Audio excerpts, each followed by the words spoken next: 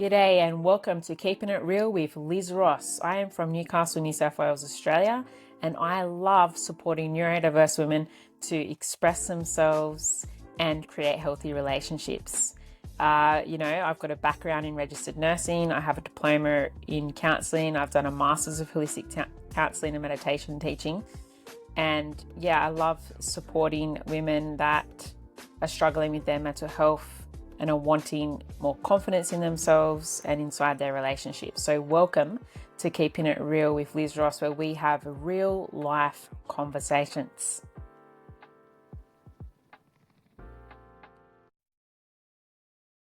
G'day everyone, it's episode 53 for season 2. Thank you so much firstly for your patience with me. I mean, the last episode was back in April 2024 and we're now in December 2024, so it's about 8 months.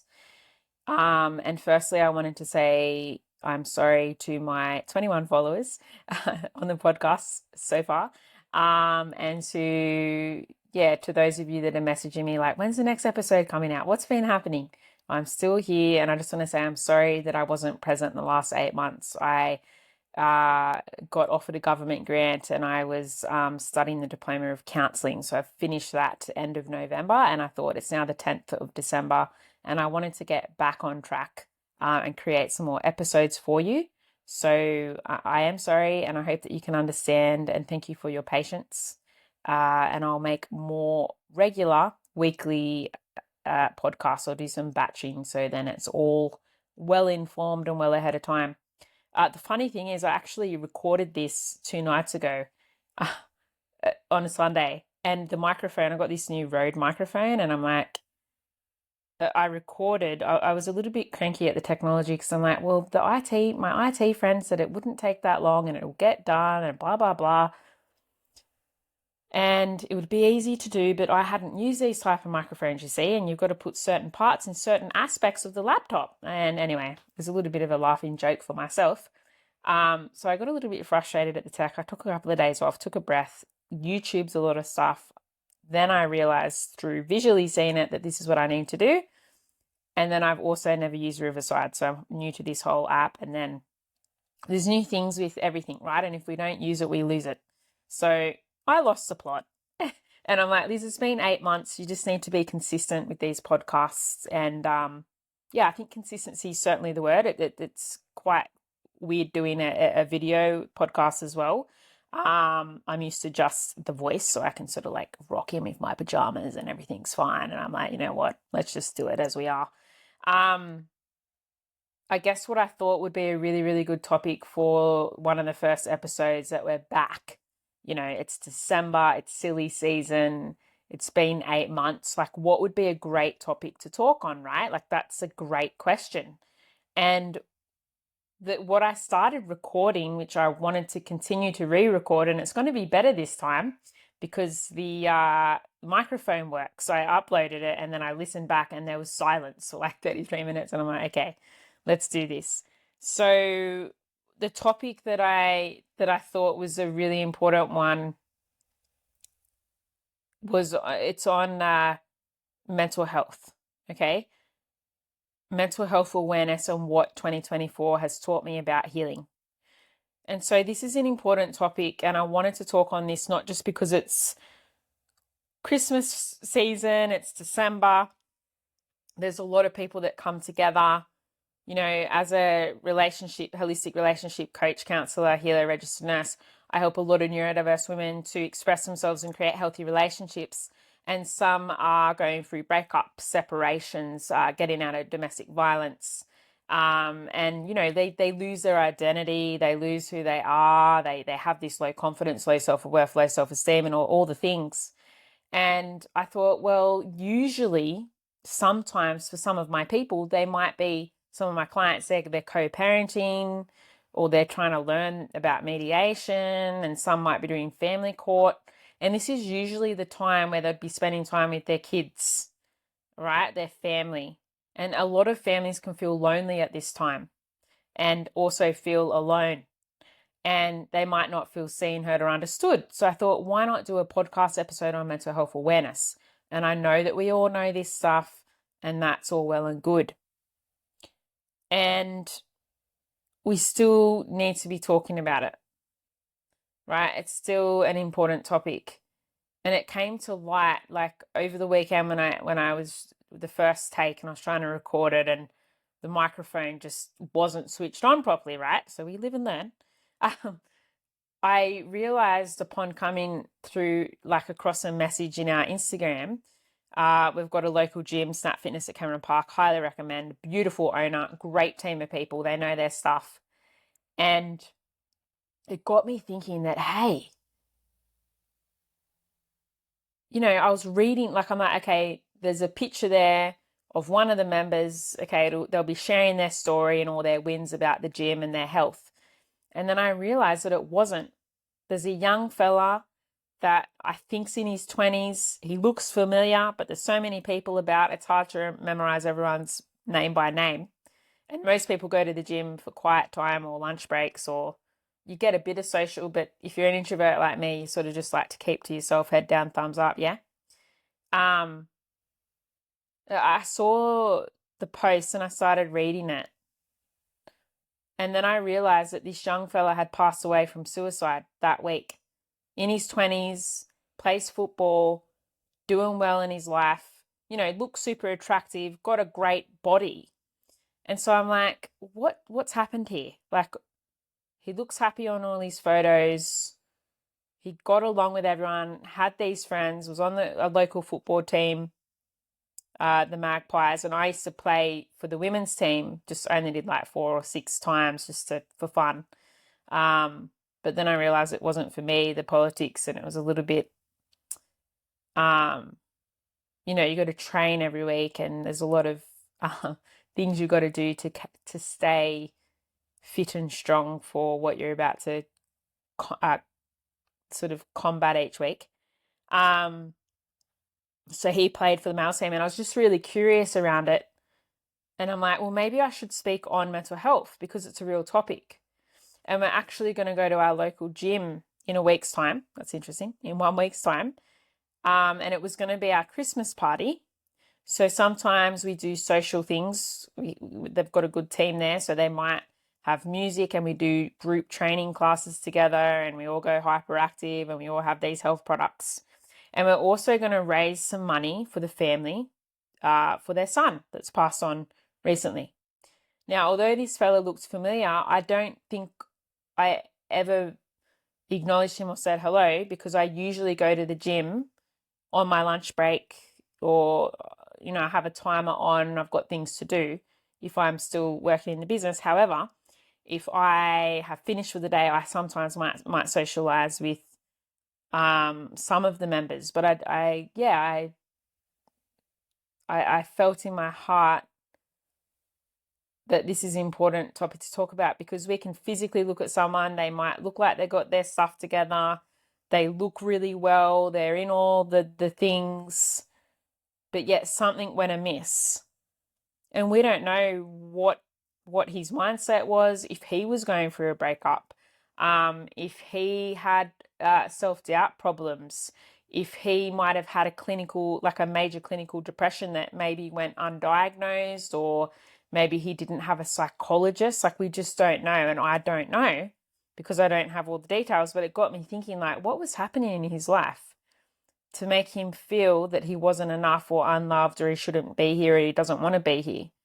Was it a trauma that he's been through? Was it a breakup? Was it politics in the football team? Like, what was it? Was it an undiagnosed depression or anxiety? Was he not taking medications? Was he not seeking help? And this is a serious problem. And I don't know the answer. And if I'm meant to know the answer, it'll come through, and if it doesn't, that's okay. And the reason it got me thinking was, 1 in 4 people apparently suffer from anxiety and depression. I think it's a lot higher post-COVID. I think it's more like 1 in 2. So 1 in 4 people at some point in their life will go through a severe, like some type of anxiety or depression. Okay? And if we know that that's normal, then we should be asking and doing more than what we're doing. I didn't know, like I didn't know this person. However, our community knew them. The other members at the gym knew this person. And so then I felt like I knew this person because I also remember going through a depression. And I remember having anxiety and suicidal ideation back in 2018, which is the year I lost my job. I didn't finish my second degree in postgraduate midwifery. I lost everything. I lost my identity because from the age of 14, I said, that I said to my mum, I'm going to help people, I'm going to help the world, and, all that fun stuff. And then I said, I had like this list of 20 jobs, and one of them was I called myself a birth maid, which is actually a midwife, but I didn't know it then. And anyway, I got severely bullied in the industry by senior midwives that were educators and in leadership roles, one of which I thought was a friend because I didn't know that they were bullying me or there was anything sinister. So that really caused a lot of stress on me because what those people didn't know was that I just lost my best friend to suicide, a woman, Shani. I'm going to call her name. Shani passed away from suicide in 2016. Okay, so in 2017 and 2018, I took on the role for 12 months from about July till July or something like that. And Shani passed in August 2016. So although she had passed and it was almost been a year, I actually still was in denial and I didn't actually believe that she'd passed on. So it took me a while through that grieving process because I had dreams of it happening and I tried to talk to her about it. And I still wasn't picking up the science. I could have dreams or premonitions like this is going to happen or this could happen and you could like intervene. So I tried to intervene and it didn't work. And I'm like, okay, well then why did I have that dream? That's not very helpful if I can't help them out of that predicament, you see? So having the dream, asking the questions, I've done mental health first aid. She's given me all these possessions and I'm like, okay, well I know that we're best friends for 10 years. So like, we've had dinner together. I'm at a new place. Like, best friends share their clothes and their things. Like, I didn't pick up on the signs that I had learned from my third year of nursing that these might be the signs through this course that you'd look for. And when you've known someone a long time and you see them a lot or you talk to them a lot, you're like, oh yeah, they're okay. They've told me they're okay. I'm just going to trust that. But I wasn't thinking outside the box. I wasn't thinking about any weird changes in a behavior. I hadn't had enough exposure or experience in the mental health arena. Yes, my birth parents suffered from schizophrenia and bipolar due to their traumatic childhoods, yeah? So I had a basic understanding, but everyone's mental health diagnosis and presentation is quite different, and everyone has a unique story. So I sort of just see people as people. I don't see them as, oh, they've got this or that. It's like, yeah, okay, well, they've had a pretty hectic life. It makes logical sense that they're going to have some type of diagnosis. So how can we support them? I look at things quite differently. So it was quite hard when Shani passed. She was with a narcissistic partner from my belief system. I have no evidence of that. Well, I have things that she told me that happened, which seemed to me that they were in a toxic relationship and a narcissistic relationship. My partner, Dan, and I had tried to have conversations with Shani and take her out and get her to know her worth and value and to see that there is a way out. We weren't hardcore on it. We didn't force her out of that relationship. We supported her and we were there for her and we held space. And although they broke up, they went their own ways and did their own thing, she ended up going back to him and they were going to go to Europe together, and then she committed suicide, right? And then he found her. So it's a big thing, all right? These are important topics to talk on. And we haven't taken into account any childhood traumas that did occur. Okay, and I'm not going to repeat any of that because that was private information that Shani told me. and that's private. So I don't repeat things unless I'm in a court of law or I legally have to say something. I am a vault.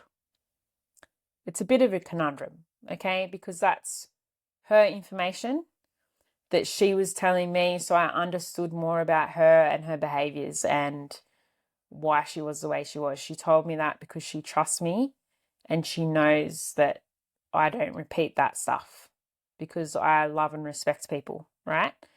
So I understood that it could have come from that. It wasn't just the 10-year relationship. So it was a cascade of traumas that occurred. And that was hard going to the ICU. Dan came with me and we had to say goodbye. A lot of people get like a brain injury where there's no oxygen to the brain, and you see the marks on people within the ICU.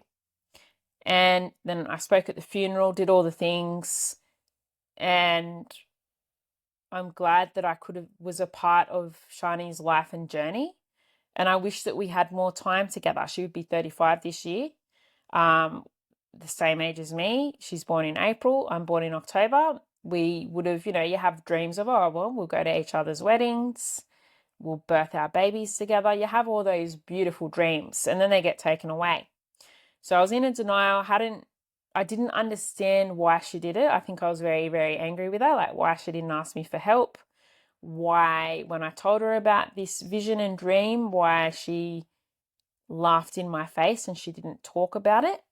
Like I wanted to understand, is there something going on? Like I'm tuning into this. She had I have to understand her decision, but also respect her decision because I can't change the decision because she's no longer here. But it was hard to realize she wasn't here. And I before I got the midwifery thing, that was hard. Like it was there's no words for it. You sort of go numb and the world sort of pauses. But I was questioning, why did she do it? I don't understand. How did this happen? What does suicidal ideation mean? And I was cranky. And then I didn't realize what it meant until the bullying started towards the end of 2017. It wasn't straight away for that whole 12 months. It was about 7 months of the 12 months. And then it was super severe in 2018. I still hadn't healed from Shani's thing. I'm like, okay, no, she's still around. She's still here, like that full denial, still angry, not understanding it. And then through the severe workplace bullying where I was getting yelled at and put down on the daily for being I was too slow. So I wasn't as quick as the other students. I was very slow and calm and patient and loving and just really with the people in the moment because I wasn't yelling or running around. It was seen that I didn't care, but I did. It's just the way I see it is if someone's in an emergency or if the mother or the baby's stressed, the calmer you are, the better. And when I triple check things, it's because I have an OCD details problem where I like things to be perfect. So my problem was I wasn't fast enough. I was a slow learner. And they obviously saw that as a risk that, why aren't you up to scratch like the other students? Why aren't you doing better? And it just made it harder getting yelled at saying, you'll never get a job anywhere. You're not good at this. Like, do you really think you can hack it? Like, except in a louder tone or aggressive. And a lot of the mothers actually put complaints in. There was 7 other younger students over a 7 or 9-year period that went through the bullying as well. So I wasn't the only one. So that was nice to know I wasn't alone. It sucks that they went through it. I heard that they ended up leaving and they're super successful now. So that was nice to know. But it was really hard. I had to leave that position. I went on stress leave before that.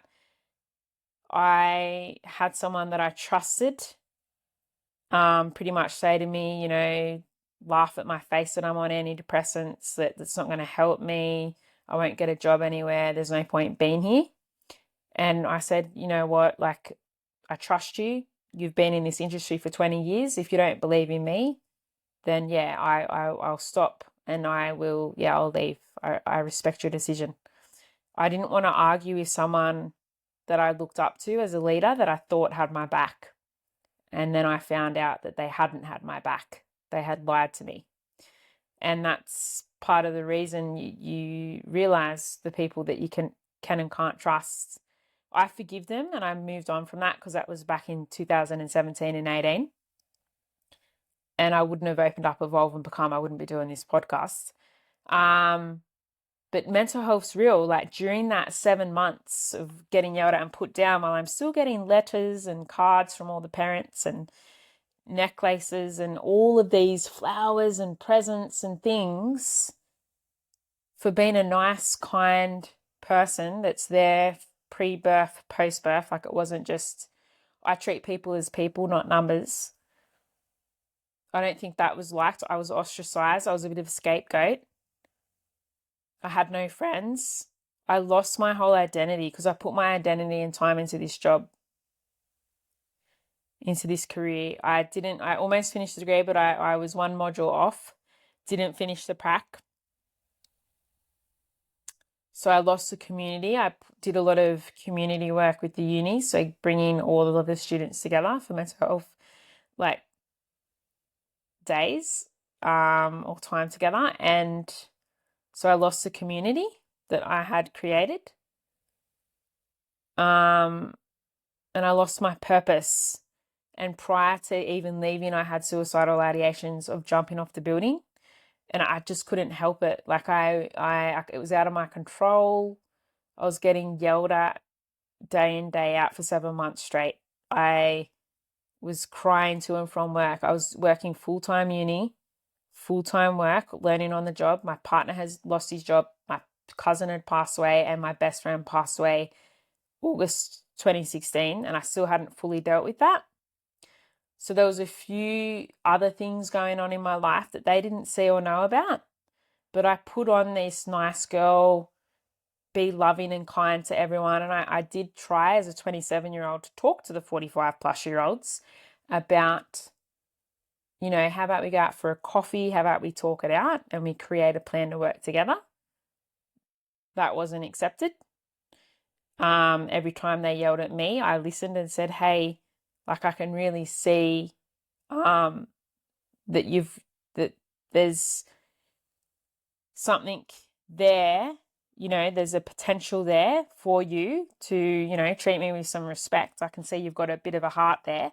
Are you able to bring that to the forefront? And I was a mature 28-year-old. And I'm just like, yeah, it just didn't work. So I'm like, all right, I haven't argued back with these people. I'm not yelling back at them. If they don't believe in me, I don't believe in me. And suicidal, you can't always see it. Crying every day to and from it. I was having panic attacks because I was having to put assignments in whilst getting bullied. And the only support I had was my partner hugging me through the panic attacks. And I was having nightmares. I wasn't sleeping, heart palpitations. I was trying to fix it all on my own. So talk to employee assistance program. They're really good. Talk to your HR team, put reports in, or go outside the workplace if it's a workplace culture problem and no one wants to listen. Get to an outsider and get help from outside the system. Yeah, so I ended up leaving, and a few of the acting was like, why are you leaving? You've only got one module to go. Like, you shouldn't do this. And I said, they don't believe in me. So yeah, I'm not going to do it. So yeah, if they don't believe in me, I don't believe in me. So I cried all the way home. I was a shell of a person. My identity was gone. I didn't know who the hell I was. I didn't know where I was going in my life. And 28 to me, I felt old at that age. Like I was 28, never been married, never had kids, and I still wanted to do psychology and social work and I hadn't even finished my midwifery. So I was super hard on myself, an overthinker, a perfectionist, which a lot of people go through. This young fella probably was overthinking, overanalyzing, felt like he had to be perfect. He might have self-doubted himself. I don't know if he had bullying or toxic cultures at work or at home or on the football field. I don't know that. Like, what was he thinking and going through? Okay, so luckily I went to the mental health. I tried natural therapies for 3 weeks and it didn't help because I think I had a complex PTSD by that stage and depression and anxiety that needed to be addressed. So I'm like, all right, I better go to the doctor and do it the right way. So I went to the local GP, expressed how I was feeling, did a mental health care plan. It was super high, but I had presented not as high on paper, so high for the depression and all of that. And so they suggested antidepressants and a psychologist at a bare minimum. So I did that. I'm like, yep, I'm going to follow what you say. And that was the first time I went on Zoloft, 25 milligrams and up to 50 milligrams with the GP. You're going to have everyone's got their own medication. That helped me sleep. I was tired. I put on a lot of weight, but it was worth all the side effects. And I put a marina in for contraception for 5 years because I spoke to my partner and said, I'm not bringing a child into this. It's not fair. They don't need any of this shit. So he agreed. It's not fair from my eyes that if I'm struggling through something, I need to heal it. And it's not fair to bring offspring into that type of home where everyone's depressed. Okay. So yeah, that was a no-go zone. So I put a lot of my dreams on hold, a lot of my goals on hold to heal myself. And I didn't see a way out. For 6 months, it was a black hole, a grey area. I was like, yeah, what am I going to do for the rest of my life? My partner, Dan's like, your purpose is you. Like, I'm like, what's my purpose? What's my purpose here? And he said, your purpose is you. I thought my purpose was all these uni degrees and money and being successful and doing all the things. And it wasn't. It was none of that stuff. And people drown themselves in that stuff and become this identity that's not real. It's not real. We're not those things. We're not that bit of paper. It's a bit of paper. Okay? So I took 6 months off, saw my psychologist that I trusted. I've met her as a teenager. She's incredible. And she helped me. She saved my life. My partner saved my life. And the antidepressant saved my life. And the contraception saved my life because it gave me 5 years. I gave myself 5 years for me to heal. However, I really gave myself a minimum of 6 months, which I was cranky about because my psychologist was like, hey, Lizzie, no more courses, no more, working. You're going to focus on yourself. I'm like, for 6 months, are you serious? Like, I have ADHD. I've got shit to get done. I'm 28. I'm about to hit 30. I've got shit to do. Right? At that time, I thought it was old. It's just a number. And she's like, this is our commitment together. You take 6 months off, take your antidepressants, do self-care. I'm like, all right. So I did it for 6 months.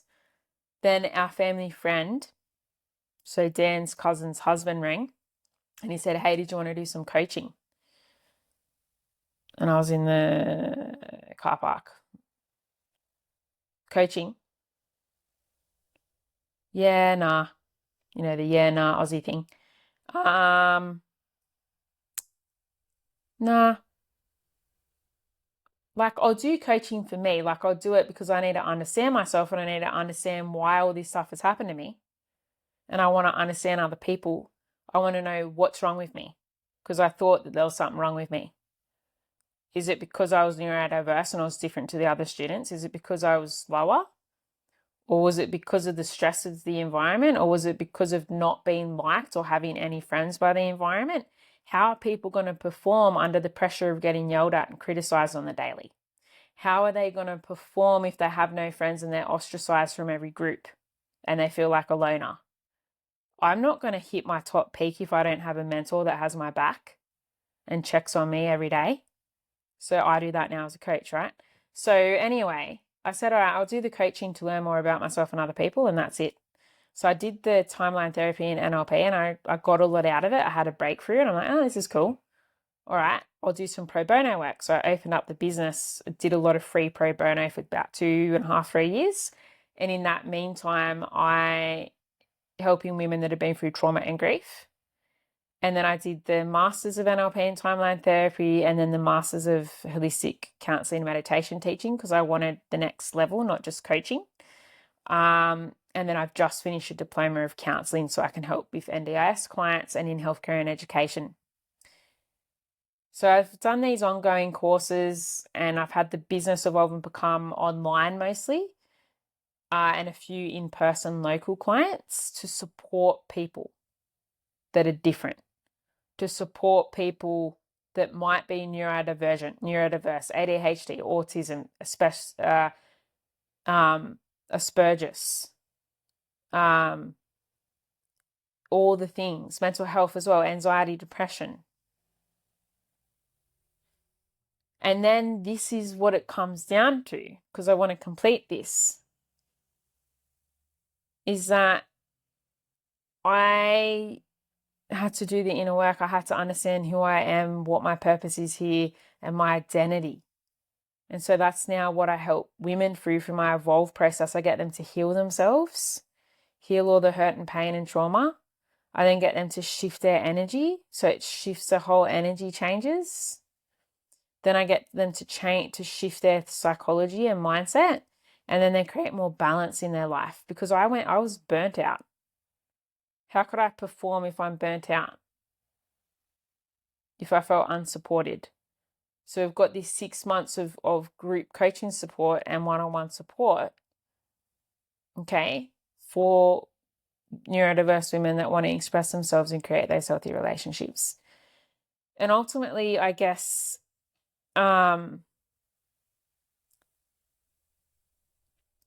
mental health is real, okay? And I didn't think it was. Okay, not until Shani had passed, but I was still angry at her and in denial. And I was like, why did she do it? I don't get it. Like, what are people talking about? How does it get that far? Until I went through those feelings and thoughts as she did. And then I could empathize with her and forgive her and have some compassion that, oh, now I know how it feels when someone yells at you and puts you down on the daily, how it feels to be thrown out or to be told, you know, to leave. Like, now I know that feeling because I didn't fully get it. And so, yeah, I want us all to know that sometimes we don't see the pain that people might be suffering at home or at school or at work. Sometimes we don't pick up on the cues. Some people feel guilty that people have passed on because they think they're to blame, or why didn't I stop it? They go through the Elizabeth Kubler-Ross grieving cycle. And we need to remember that's the choice that they made. I know that's not fair. I had to come to that resolution and it sucks. That's how I've had to deal with it or cope with it, is to say, like, Liz, you have to respect the decision that was made. But then I also think, well, did she make it from a mind frame of that she is enough and she's loved and she can get through it? No, she would have been making the mind frame, that decision, from a place of depression and anxiety that went amiss. Or was she not taking her medications? Did she stop seeing her psychologist? Was it just a bad day? Like, we don't know. Would need evidence of that. Would need to look at all the reports. And for conflicts of interest, I don't have access to that. Okay? What else was going on? Okay? You know, was it actually something else that happened? You know, I don't like to think like that, but you got to look at the full picture. Was it, because some people say, was that actually what happened, right? Well, we might never know. So some people might have said it was intimate partner violence. It was the partner that did it. And I'm like, that's interesting that you say that. I guess maybe there's a possibility. Where's the evidence? And I'm not going to cast blame on that person. I think that everything together would have played a role in Shani's passing, not just one thing or one person. I do think maybe that last sort of 10 years might have had a bigger influence because she was isolated from her family and friends. And then some would say, oh, but they broke up and went their separate ways, and then she went back to him. Well, if you look at domestic violence research, it takes like 7 times for the woman to fully leave, or the man, whoever's going through the DV. And so mental health is a real thing, and I think it comes back to, we don't understand what we don't know. People's suffering, it might not be something that you see, it's in their mind, like it's the feelings and thoughts or the diagnosis in their mind in that dark hole. We don't know what people's home life or school life or work life is like. Like, they didn't know about Shani. They didn't know about my partner losing his job or my cousin passing away. Okay, should I have told them? I was trying to keep it professional, not bring personal stuff in. And I put on a happy face and I was a positive person, but that still wasn't enough. I still got bullied. And so that was 4 or 5 sticks on the camel's back. And so how many sticks were on Shani's back, on her camel's back? How many sticks were on the young fella at Snap Fitness that's recently passed away? But how many sticks were on his back? Because you can't always see a broken arm if it's a broken mind, okay, that people are experiencing, and it's a real felt experience. And so maybe we should look at doing mental health aid courses or mental health cert 3 and 4 at TAFE courses. Maybe there needs to be more education and training in workplaces. Like we learn CPR and fire training. Why isn't mental health first aid taught at a higher level with more depth and information for people? Why isn't our legislation a little bit stronger? I think it is getting stronger. It needs to be stronger. We need to have workplaces with leaders that it's below the line behaviour. We do not have any bullying. It's transparent with everyone. You have the leaders there, you follow. Okay, everyone's a leader. Everyone speaks up for themselves and each other. Okay, that would be good in a real Pleasantville world. But the truth is, we also need to equip our kids at the schools and equip people in healthcare and equip parents and ourselves with self-defense skills, with resilience, with how to communicate with those people, and how to get through that. Because it can be hard out there in the big wide world without these life skills. And I don't think it's a joke. I think it's serious, especially for kids now. They've got phones and social media. Who are they talking to? What do they have access to? And then they get bullying after school. That's a below the line behavior as well. Because those kids will come home happy and they have their favorite meal. And then the parents think that their kid's okay. So even parents might not be picking up on the cues. Or they have, and they've reported it several times and there's not been a change. So sometimes reporting it to the school is not enough. It needs to be reported to the police. There needs to be written emails and letters. And then those kids need to be taken out of that school and homeschooled or put into another school. And then seeing like a psychologist, pediatric psychologist, so they can gain coping skills. And then you take the phones and everything off them by a particular time, and they only get it for a particular time. So the phone could just be for, okay, well, you need the phone for in the morning or the afternoon, or if you're away doing the co-parenting stuff. So you'll have your phone for safety. But outside of that, the phone goes in the phone jar. And then we as the parents also have to show that behavior ourselves to keep the kids accountable. So there's like a lot of changes that need to happen. And I think there are a lot more changes. However, we need to be assessing it and educating, not just once a year, every day. For 365, 366 days, we need support for people. They need communities, they need support, they need proper apps, not TikTok, apps for mental health tribes if people prefer apps. But there needs to be more community and connection and awareness. So yeah, just to round it up, you can call 000 and an emergency or report to the police. You've got the EAP counselling, so look up EAP. You've got Kids Helpline on 1800 55 1800. We've got 1800 Respect as well. So those are some of the mental health line numbers. And I've also shared a few resources if some of you want to go and study a Diploma of Counselling. I know a few people keep asking me where I went through, which was Evolve College. I got a government grant. I've also put the Institute of IAP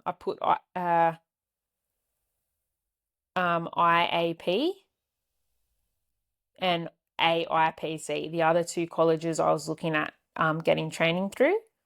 And I popped into free Facebook group communities for those of you that want to, open up your own private practice as well, because I get those questions a lot. But ultimately, it's important that we are educated, that we have the training, that we can support our own mental health and self-care, okay? And we're able to then role model that and teach that to our family and our friends, and then ripple that into, our work, our schools and our homes. Because I kept saying over the years, healthy homes, healthy schools, healthy workplaces.